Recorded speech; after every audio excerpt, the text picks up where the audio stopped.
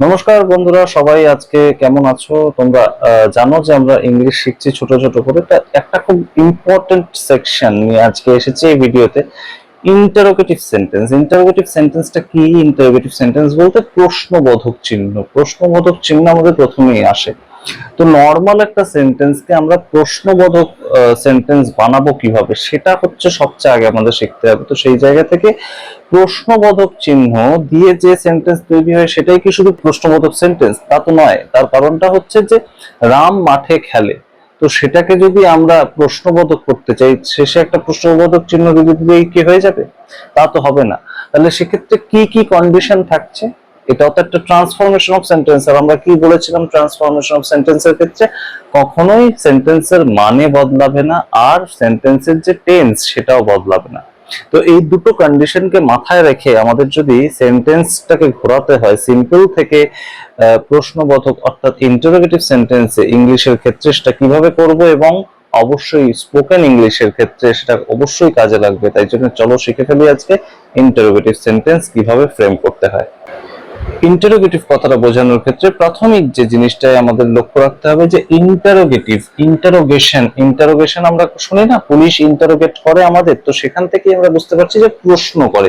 Police আসামিদের ধরে নিয়ে গিয়ে প্রশ্ন করে, সেই সময় থেকে ইন্টারোগেটিভ কথাটা আসছে। এবং এটার যে প্রশ্নটা সেটা হচ্ছে এই যে প্রশ্নবোধক চিহ্নটা। এই প্রশ্নবোধক চিহ্নটা দিতে হবে আমাদের অ্যান্সার লেখার সময়, অর্থাৎ প্রশ্নবোধক চিহ্ন তৈরি করতে হবে, প্রশ্নবোধক সেন্টেন্স তৈরি করতে হবে। তো আমরা দুটো এই মুহূর্তে কমপ্লিটলি দেখবো যে কিভাবে প্রশ্নবোধক সেন্টেন্স তৈরি করা যায়। প্রথমে একটা সেন্টেন্স আছে, Ram is a good boy. Ram একটি ভালো ছেলে।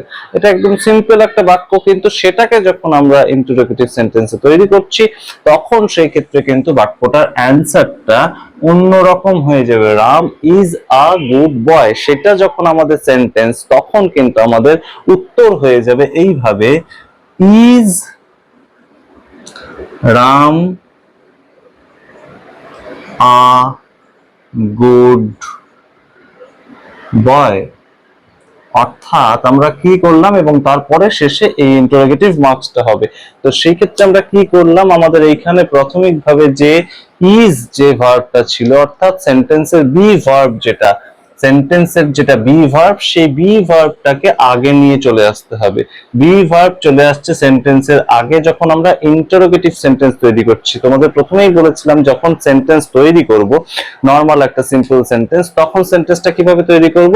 তখন তৈরি করব প্রথমে সাবজেক্ট থাকবে এই রাম, অর্থাৎ প্রথমে নাউন থাকবে, সেন্টেন্সের যে সাবজেক্ট সেটা আগে থাকবে, তারপর থাকবে তার ভার্ব। তাই তো প্রথমে বলেছিলাম। কিন্তু ইন্টারোগেটিভ সেন্টেন্সের ক্ষেত্রে কিন্তু জিনিসটা উল্টে যাবে। উল্টে যাবে বলতে প্রথমে চলে আসবে ইন্টারোগেটিভ ওয়ার্ডটা, অর্থাৎ এইটা কিন্তু ইন্টারোগেটিভ সেন্টেন্সে সেটাকে একদম সরাসরি ইন্ডিকেট করছে যে ভার্ব আগে থাকছে, ভার্বটা আগে চলে আসছে, সেটা হচ্ছে ইন্টারোগেটিভ সেন্টেন্স। তো সেই ক্ষেত্রে আগে ভার্ব হবে, তারপর সাবজেক্ট। এই রাম সাবজেক্ট পরে চলে গেল। নর্মাল সেন্টেন্সের ক্ষেত্রে কিন্তু প্রথমে সাবজেক্ট, তারপর আসে আমাদের ভার্ব। সুতরাং ইন্টারোগেটিভের ক্ষেত্রে উল্টো। এই একটা নিয়মই যথেষ্ট ইন্টারোগেটিভ সেন্টেন্স তৈরি করার জন্য সিম্পল সেন্টেন্স থেকে। সেটা যে কোনো ধরনের ইন্টারোগেটিভ সেন্টেন্স তোমরা এবারে কিন্তু তৈরি করতে পারবে, এখানে আর কোনো কিছু আলাদা বোঝার নেই। এই জায়গায় যদি আমরা বলি দেয়ার ইজ এ পন্ড, এই যদি সেন্টেন্স হয় দেয়ার ইজ আ পন্ড, এই যদি আমার সেন্টেন্স হয় তাহলে তার উত্তর কি হবে? ইজ দেয়ার এ পন্ড। এই হচ্ছে সাধারণ উত্তর, এবং শেষে একটা প্রশ্নবোধক চিহ্ন, এইরকম একটা প্রশ্নবোধক চিহ্ন আমাদের হয়ে যাবে। ঠিক এই হচ্ছে ইন্টারোগেটিভ সেন্টেন্সের মূল ফান্ডাটা। এবার আরেক ধরনের ইন্টারোগেটিভ সেন্টেন্স তোমাদের একটু তৈরি করতে শেখাবো। সেটা কি?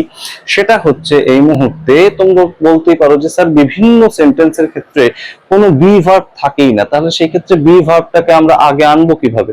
অর্থাৎ সেই ক্ষেত্রে যে মোহন প্লেজ ফুটবল, এক্ষেত্রে তো স্যার বি ভার্ব নেই, অর্থাৎ ইজ আম আর এই ধরনের কোনো কথা নেই, বা ওয়াজ ওয়্যার এই ধরনের কোনো কথা নেই। তাহলে সেই ক্ষেত্রে সেটাকে আগে আনবোটা কি আর পরের বসাবোটা কি? সেই ক্ষেত্রে কনফিউশন তো তৈরি হচ্ছে। আপনি তো বললেন যে বি ভার্বটাকে শুধু আগে আনলে ইন্টারোগেটিভ সেন্টেন্স তৈরি হবে, কিন্তু সেই জায়গায় কি করতে হবে সেটাও আজকে তোমাদের শেখাবো। তো সেই ক্ষেত্রে নর্মাল সিম্পল প্রেজেন্ট টেন্সের ক্ষেত্রে যে ধরনের সেন্টেন্স গুলো তৈরি হচ্ছে, মোহন প্লেস ফুটবল, তা সেই ক্ষেত্রে কি করতে হবে? মোহন যেহেতু থার্ড পারসন, অর্থাৎ সেন্টেন্সের সাবজেক্ট যেহেতু থার্ড পারসন এবং সিঙ্গুলার নাম্বার, তো মোহন ডাজ প্লে ফুটবল, এইটাকে আমরা ভেঙে লিখেছি মোহন প্লেজ ফুটবল। ঠিক কথা। তো সেই ক্ষেত্রে ডাজ ভার্বটা আগে চলে আসবে। অ্যান্সার লেখার ক্ষেত্রে, ইন্টারোগেটিভ সেন্টেন্স তৈরি করার ক্ষেত্রে হবে ডাজ মোহন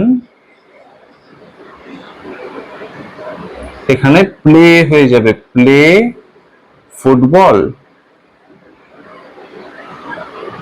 এবং লাস্টে আমাদের ইন্টারোগেটিভ মার্কসটা হবে। অর্থাৎ কি হচ্ছে, এখানে ডাস কথাটা যেহেতু আমরা দিচ্ছি সেক্ষেত্রে এখানে প্লে হয়ে যাবে, এখানে আর এই প্লেসটা থাকছে না।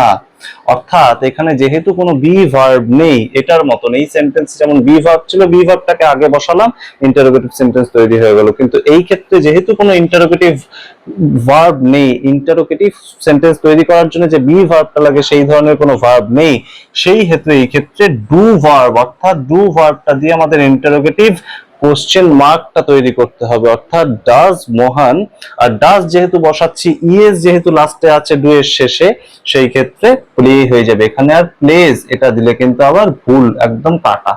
সুতরাং এইভাবে একদম আমরা ইন্টারোগেটিভ সেন্টেন্স তৈরি করব, এবং অবশ্যই যেটা মাথায় রাখতে হবে, ইন্টারোগেটিভ মার্কসটা অর্থাৎ কোয়েশ্চেন মার্কসটা শেষে দিতেই হবে। এই ধরনের বিভিন্ন ধরনের ভিডিও পাওয়ার জন্য অবশ্যই সাবস্ক্রাইব করতে ভুলো না ইংলিশ টু ইংলিশের ইউটিউব চ্যানেলটিকে, এবং অবশ্যই ছড়িয়ে দিও তোমাদের ফ্রেন্ড সার্কেলে, যাতে আমরা সবাই খুব সহজে একটা ভিডিও দেখে ইংলিশ শিখতে পারি। ধন্যবাদ।